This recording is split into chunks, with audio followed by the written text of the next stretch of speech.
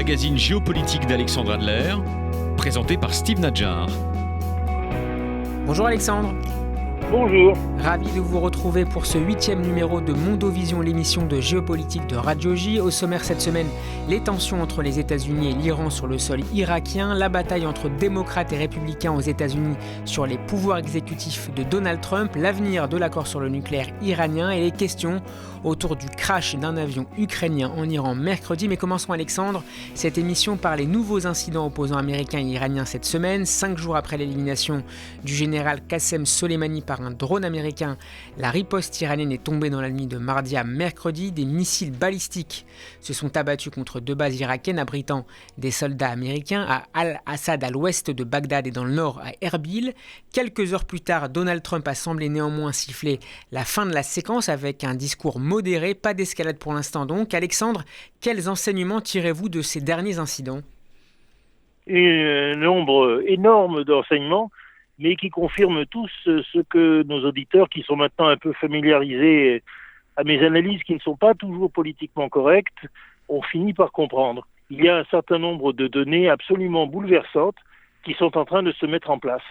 Un certain nombre d'entre elles nous expliquent la gravité de l'incident survenu avec la destruction de l'avion ukrainien et également les raisons fondamentales pour lesquelles le dernier carré de la molacratie, c'est-à-dire l'ayatollah Khamenei et ses séides, ont essayé de riposter sans riposter et en le faisant quand même et en tuant au passage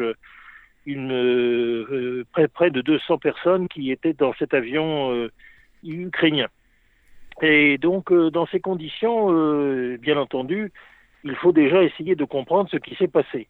Alors, on parle de bavure, on parle de méprise. Les Américains ont déjà accrédité ce terme, ce qui leur permet, par parenthèse, tout simplement, de s'abstenir de véritables représailles, puisqu'il s'agit d'une erreur commise par les Iraniens qui se sont d'une certaine manière punis eux-mêmes. Et bien entendu, rien de tout cela n'est vrai. La vérité est beaucoup plus simple. C'est que les Iraniens voulaient une riposte, ils l'ont trouvée, mais qu'ils n'en avaient pas une infinité à leur disposition. Le dôme de fer, d'abord, est tout à fait efficace. Ils ne pouvaient pas frapper Israël, ce qui est toujours leur idée. Ils ne pouvaient pas non plus frapper la Russie de Poutine, parce que, bien entendu, la Russie de Poutine est aussi une alliée des modérés iraniens, c'est-à-dire de l'ayatollah Rouhani, qui reste formellement chef du gouvernement, même si Khamenei avait essayé de supprimer même cette institution de chef du gouvernement. Pour l'instant, il n'est pas supprimé. Rouhani est en suspension dans l'air, on ne sait pas très bien où il est, mais il est là. C'est-à-dire qu'ils n'ont pas la possibilité de le chasser, pas plus qu'ils n'ont la possibilité de chasser le ministre des Affaires étrangères, Zarif, qui est, pas notoirement, mais enfin moi je le sais parfaitement, un ami personnel et depuis longtemps, depuis l'ambassade à Washington, de l'homme fort de l'Arabie Saoudite, le cheikh Jouber. Donc dans ces conditions, il y a véritablement là, non pas un cercle vicieux, mais un cercle vertueux qui s'est mis en place et qui bloque les éléments extrémistes et disons fascisants tout simplement du régime iranien, là où ils aimeraient pouvoir agir. Alors que peuvent-ils faire ? Eh bien, vous savez, ils ne sont pas politiquement corrects. Alors pour eux, un juif est un juif. Et alors, qu'est-ce qu'ils constatent ? Que d'abord, il y a maintenant une entente de plus en plus étroite entre Poutine et Bibi Netanyahou. Ça gêne aussi beaucoup d'Israéliens imbéciles qui voudraient bien se débarrasser de Netanyahou.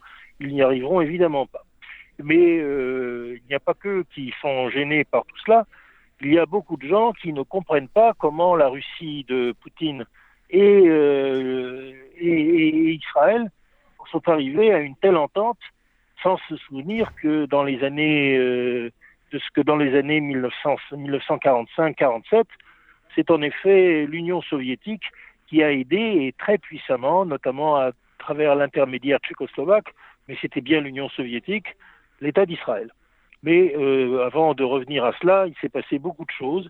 Mais aujourd'hui, il n'y a aucun doute.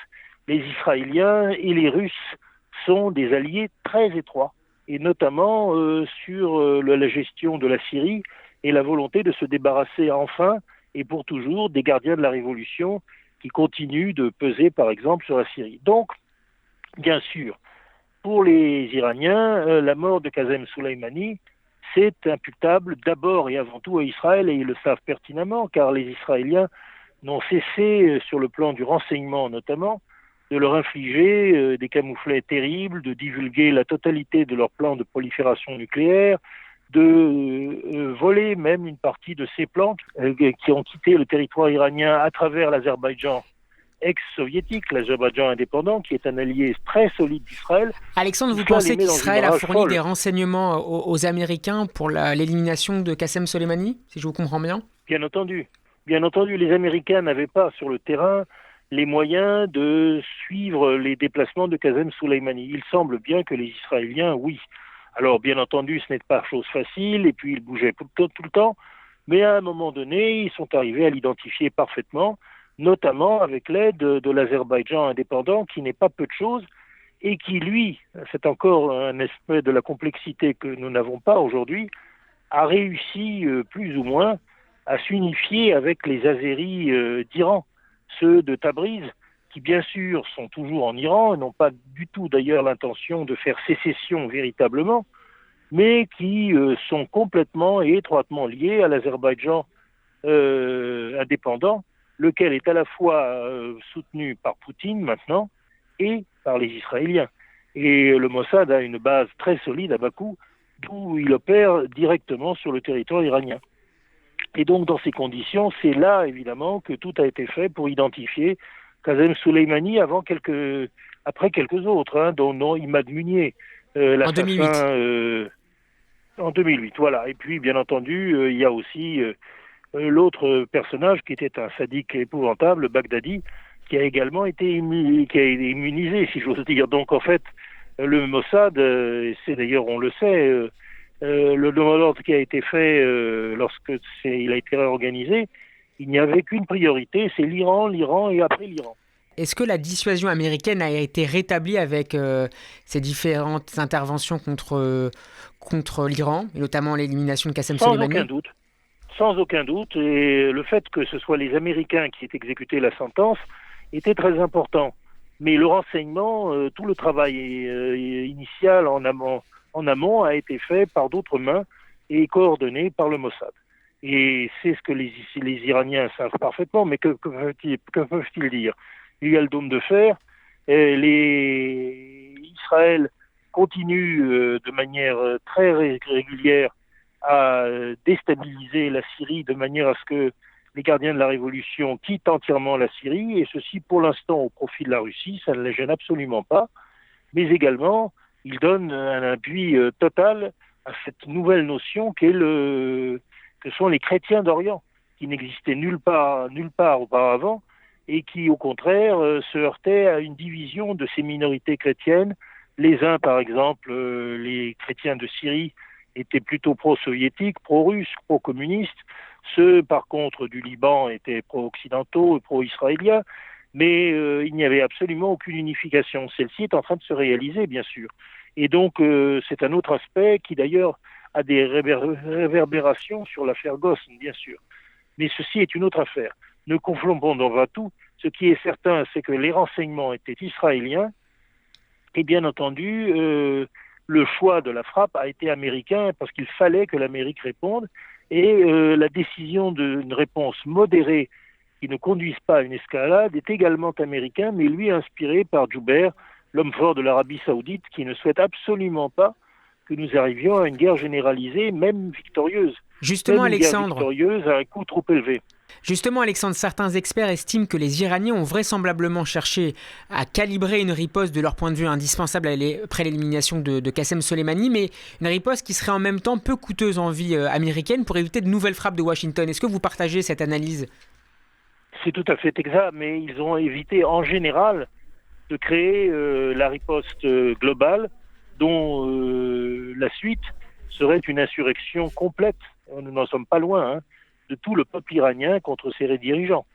Nous avons aujourd'hui une majorité absolue des Iraniens qui souhaitent un autre monde et qui souhaitent des élections libres et démocratiques. Simplement, ils ne veulent pas, à la différence des partisans de Khomeini en 1979, déchirer leur chemise et puis s'exposer aux balles. Ils ne veulent pas mourir. Et ils ont bien raison. Mais pour autant, ils veulent bel et bien un autre Iran.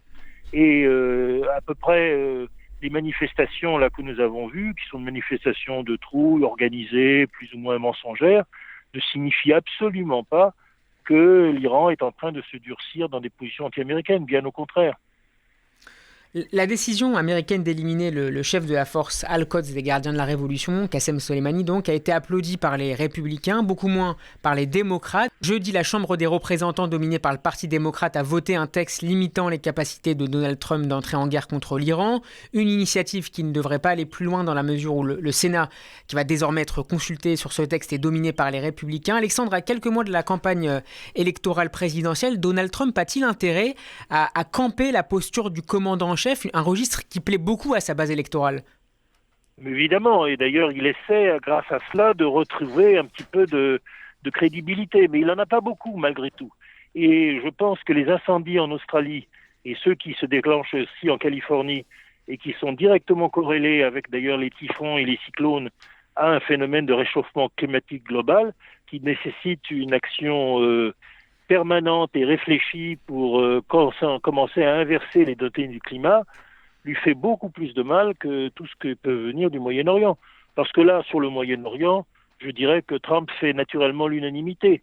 Mais comme vous le savez aussi, la décision de frapper finalement les Iraniens et modérément a été prise en concertation avec Israël et Jubair, c'est-à-dire l'homme fort de l'Arabie Saoudite, celui des Émirats, le cheikh Ben Zayed, qui est un homme tout à fait remarquable, qui est un peu maintenant le chef de toute la diplomatie du Golfe Persique, de l'ensemble des États arabes du Golfe, donc y compris de l'Arabie Saoudite, Jubair, et bien entendu aussi les dirigeants militaires américains qui, certes, obéissent à Trump si jamais ils reçoivent un ordre explicite, mais se concertent plutôt et, dans cette affaire, ont mené les opérations tout seuls, sans demander trop son avis à Trump.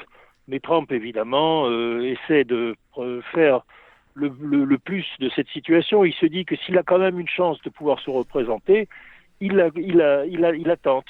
Et sa fille préférée, Ivanka Trump, et son mari, Jared Kushner, je l'appelle le Kushner intelligent, par opposition à celui que nous connaissons en France, eh bien, en tout cas, lui a déjà négocié un retrait en bon ordre de Donald Trump sur ces entreprises où on lui refera absolument une situation saine à la fois sur le plan juridique et sur le plan financier. Mais pour ça, il faut qu'il accepte à un moment donné, pour raison de santé, de renoncer à un deuxième mandat.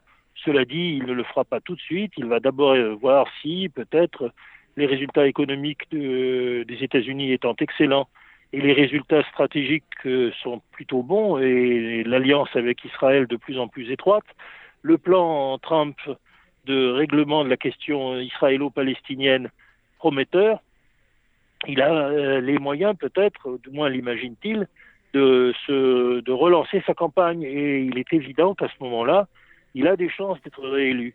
Sauf que ce n'est pas sur cela, contrairement à ce que les gens pensent, qu'il sera jugé, mais sur un bilan global où on n'est pas convaincu par le personnage, ses outrances, ses incohérences, ses Twitter. Et donc, on a peut-être fini avec Trump, mais on est également tout à fait sensible au fait qu'il ne faut pas l'humilier et il ne faut pas donner une victoire à des personnages comme Bernie Sanders et compagnie. Donc, en fait, nous aurons bien une candidature de centre-gauche. C'est étonnant à quel point ici le succès d'Emmanuel Macron va se retrouver aux États-Unis.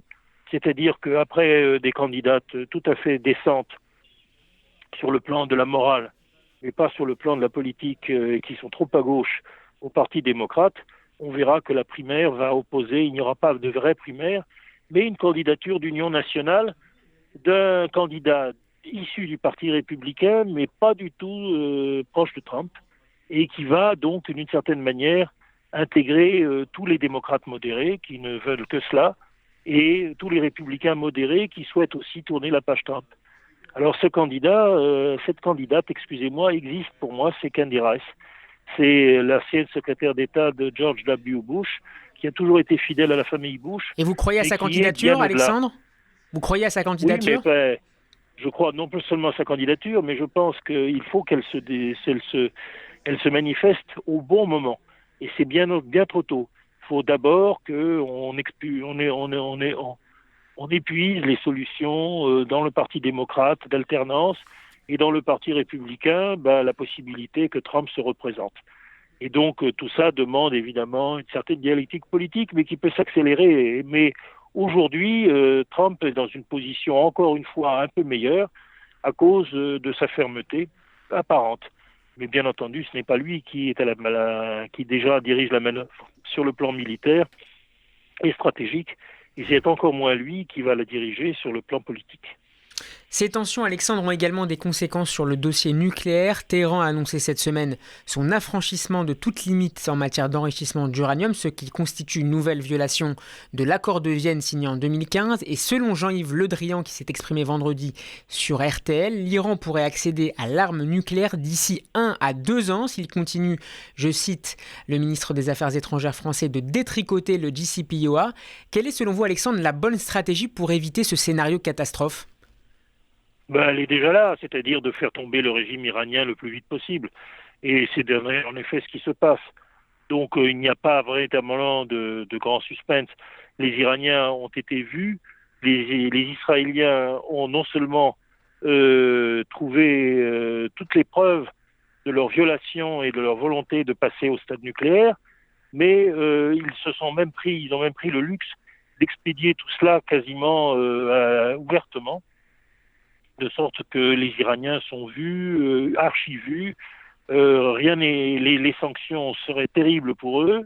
L'isolement de l'Iran est catastrophique, alors que la situation internationale et notamment économique pourrait être meilleure. Et si vraiment il le faut, il y aura des bombardements systématiques de l'Iran jusqu'à ce qu'il négocie. Mais on n'en viendra pas là. L'idée n'est pas du tout de raser l'Iran et de le faire revenir à l'âge de pierre. On n'en est pas du tout à cette solution. On est à la solution de favoriser rapidement une solution politique en Iran, et elle est imminente. Et de ce fait, la décomposition actuelle de l'Iran, et bien entendu, il faut dire que la mort de Qasem Soleimani, même si je ne me réjouis pas de la mort de l'adversaire qui après tout a pris des risques et avec une certaine décence, à sa manière, je ne voulais pas lui donner des pompeux comme général, comme tous les gens. Son Excellence Ribbentrop aussi, pendant qu'on y est. Non, mais ça fait partie de la lâcheté générale. Bon, c'est le faux général Soleimani, mais le vrai mort aujourd'hui a décapité les gardiens de la Révolution, reste maintenant à aller jusqu'au bout et à se débarrasser de Khamenei. C'est une chose qui est tout à fait faisable. Et je dirais, à la grande surprise, que les chances du fils du Shah, le fils de Farhad Ibad, ne sont pas impossibles, à condition, bien sûr, qu'il explique qu'il n'y aura pas de restauration et qu'il ne prend pas le vote des Iraniens pour un plébiscite, ce qu'il n'est pas. Les Iraniens, s'ils ont l'intention de voter pour lui, pas après tout, parce qu'ils connaissent son nom, le feront uniquement pour punir les mollahs. Mais par ailleurs, ce qu'ils veulent, et ils le savent très bien, c'est que les mollahs eux-mêmes, les mollahs les plus modérés, et notamment le remarquable ayatollah qui dirige l'Irak, mais aussi qui est extrêmement populaire en Iran, soit en mesure demain d'imposer, disons, avec le consensus des clercs, une espèce d'équilibre qui permette de sortir enfin de la guerre civile. Alexandre Adler, il est déjà l'heure de se quitter. Merci à nos auditeurs qui sont de plus en plus nombreux à nous écouter chaque dimanche pour leur fidélité. Vous pouvez retrouver cette émission dès demain sur la page YouTube de Radio J. Alexandre, je vous donne rendez-vous la semaine prochaine à 16h05. J'attends la victoire de Bibi, bien sûr, en Israël, et je dirais que notre satisfaction sera complète. Affaire à suivre. D'ici là, donc rendez-vous la semaine prochaine. D'ici là, le Moyen-Orient aura écrit d'autres pages de son histoire et on sera là pour vous les raconter. Bonne semaine à tous.